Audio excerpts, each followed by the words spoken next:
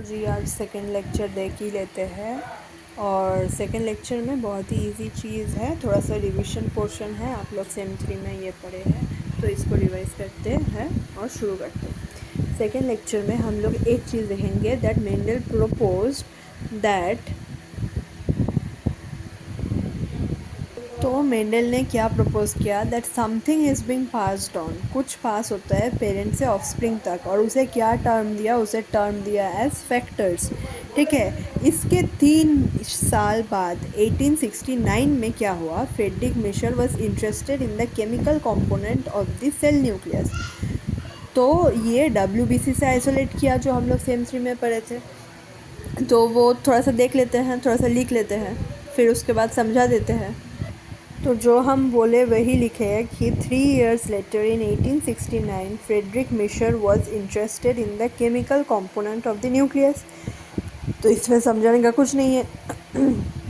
और अगर इंग्लिश समझ में ना आए कि सेंटेंस क्या बोलना चाह रहे हैं तो you can opt for English class given by me only. And उसके लिए तुमको क्या लिखना है, उसके लिए सिर्फ एक ही चीज़ लिखना है कि yes I want English classes to, AEC English classes तो मैं अपलोड कर दूँगी। ठीक है, then he isolated cells from WBCs because they were larger size. और उसने आइसोलेट किया सेल WBC, फ्रॉम WBC नहीं, आइसोलेट सेल्स ऑफ WBC होगा, from surgical bandage. Surgical bandage में जो पास होता है ना उसमें जो WBC मिलता है, because they were larger in size. और ये WBC का सेल जो है उसका साइज़ थोड़ा सा लार्जर है, इसलिए उसने WBC चूज़ किया। अब उसको कैसे आइसोलेट किया, न्यूक्लियस को कैसे, मतलब वो जो पार्टिकल है वो कैसे किया, वो स्टेप्स लिख देते हैं।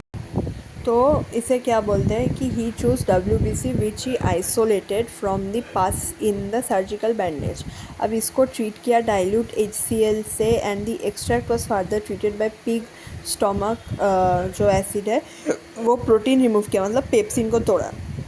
The residue from this treatment was primarily isolated the nuclei which settled in the vessel. पर ये एक्सट्रैक्ट मटेरियल को डाइल्यूट एल्कली से ट्रीट किया। ही extracted the material with dilute alkali. The अब ये alkaline material was further treated or purified by precipitation of dilute acid and re-extraction with dilute alkali। ठीक है, अब ये जो मटेरियल ऑब्टेन किया मिशर ने, alkaline extract contain other properties। ठीक है, एक substance that has property unlike previously discovered. तो ये मॉलिक्यूल एक वेरी लार्ज है, एसिडिक है और रिच इन फॉस्फोरस है। तो जो बोल रहे थे वही लिख दिए कि the alkaline extract contain the substance that has a chemical property different from what was previously discovered.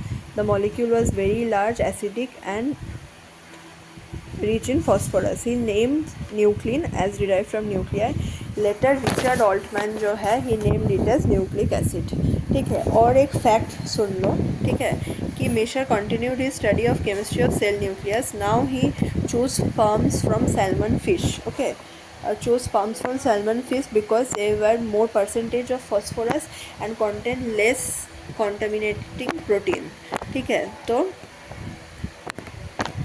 तो first preparation of relatively pure DNA was from the sperm of the salmon fish, क्योंकि उसमें percentage phosphorus ज़्यादा होता है और less कॉन्टेमिनेटिंग proteins होता है। The term nucleic acid तो रिचर्ड ऑल्टमैन ने किया था, पर credit of discovery Friedrich Miescher को ही जाता है। और ये जो न्यूक्लिन है या फिर जो न्यूक्लिक एसिड है वो दोनों ही कंटेन करता था कि न्यूक्लिक एसिड है और मतलब DNA और प्रोटीन। सो वो कन्फ्यूजन था, उसके बारे में तो हम लोग प्रीवियस क्लास में पढ़े थे। तो आज का क्लास इतना ही, thank you.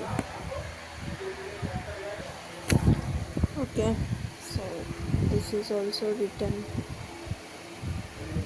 so just take a screenshot of this page first, then I am showing the previous page।